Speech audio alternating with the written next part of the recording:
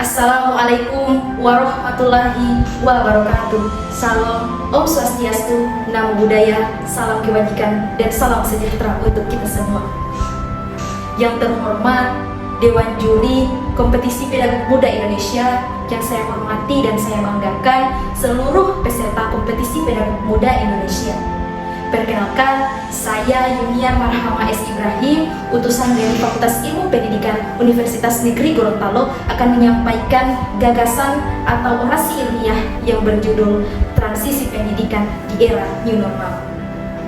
Hadirin yang saya hormati, Ahmad D. Marimba pada tahun 1989 mendefinisikan bahwa pendidikan merupakan bimbingan atau pimpinan secara sadar oleh pendidik terhadap perkembangan jasmani dan rohani peserta didik demi tercapainya kepribadian yang utama.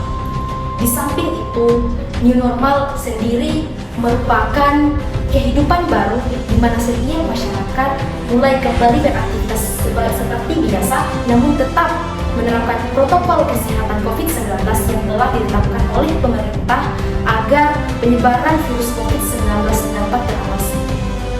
Di era new normal, pusat perbelanjaan, tempat rekreasi, dan lainnya sudah mulai kembali beroperasi. Dengan berbagai kegiatan yang kembali beroperasi ini, setidaknya mampu memperbaiki sedikit demi sedikit ekonomi masyarakat yang menurun akibat terkena dampak COVID-19. Di masa new normal ini, dunia pendidikan harus menggunakan teknologi untuk menunjang efektivitas pembelajaran. Mengingat beberapa bulan terakhir kita masih menggunakan sistem pembelajaran daring. Tentunya ini menimbulkan reaksi dari berbagai pihak, terkhusus dari pihak orang tua peserta didik. Kekhawatiran dan kecemasan dapat menjadi kendala bagi peserta didik dalam belajar. Kita tahu bersama bahwa di Indonesia sendiri kasus penyebaran COVID-19 ini belum usai. Sebagaimana dilansir dari detikhealth.com pada tanggal 19 September tahun 2022, tercatat pasien positif bertambah sebanyak 1.620 jiwa sehingga total menjadi 6.410.426 jiwa, dan pasien sembuh bertambah 3.390 jiwa sehingga total menjadi 6.226.446 jiwa, serta pasien meninggal dunia bertambah 23 jiwa sehingga total menjadi 157.915 jiwa. Hadirin yang saya hormati, dengan kebijakan tersebut harus mempertimbangkan dari berbagai pihak. Setidaknya dalam proses pembelajaran telah memenuhi protokol kesehatan COVID-19. Dengan itu, adapun syarat sekolah diizinkan untuk melaksanakan pembelajaran tatap muka secara 100%, itu yang pertama berada di wilayah PPKM level 1 dan level 2. Kemudian yang kedua, capaian vaksinasi dosis kedua bagi pendidik dan tenaga pendidikan itu di atas 80%. Kemudian yang ketiga, capaian vaksinasi dosis kedua bagi warga masyarakat lanjut usia atau lansia itu di atas 50%. Dan yang terakhir, proses pembelajaran dilaksanakan setiap hari belajar dengan lama belajar paling banyak 6 jam pembelajaran setiap per hari.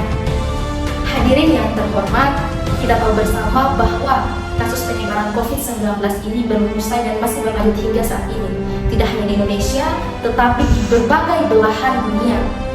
Merespon situasi yang terus berkembang, pemerintah melakukan penyesuaian aturan pelaksanaan pembelajaran tatap muka. Kebijakan ini diatur dalam penyesuaian ke-6 Surat Keputusan Bersama atau SKB yang meliputi Menteri Pendidikan, Kebudayaan, Riset dan Teknologi atau Mendikbudristek, Menteri Agama, Menteri Dalam Negeri, dan Menteri Kesehatan.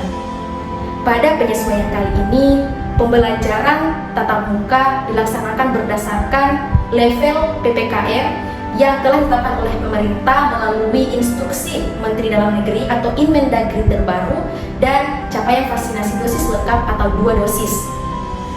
Cakupan vaksinasi ini dihitung terhadap pendidik dan tenaga kependidikan serta warga masyarakat lanjut usia atau lansia di wilayah tersebut. Hadirin yang terhormat, prioritas utama pemerintah adalah untuk mengutamakan kesehatan dan keselamatan peserta didik, pendidik, tenaga kependidikan, keluarga, dan masyarakat secara umum, serta mempertimbangkan tumbuh kembang peserta didik dan kondisi psikososial dalam upaya pemenuhan pelayanan pendidikan di masa pandemi COVID-19.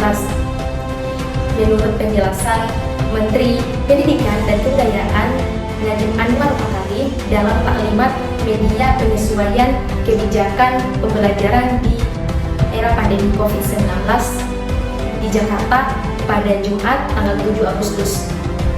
Selain melakukan penyesuaian kebijakan pembelajaran tatap muka dalam menekan terjadinya learning loss, pemerintah juga meluncurkan kurikulum Merdeka yang merupakan penyederhanaan dari kurikulum 2013. Sekiranya hanya itu yang dapat saya sampaikan.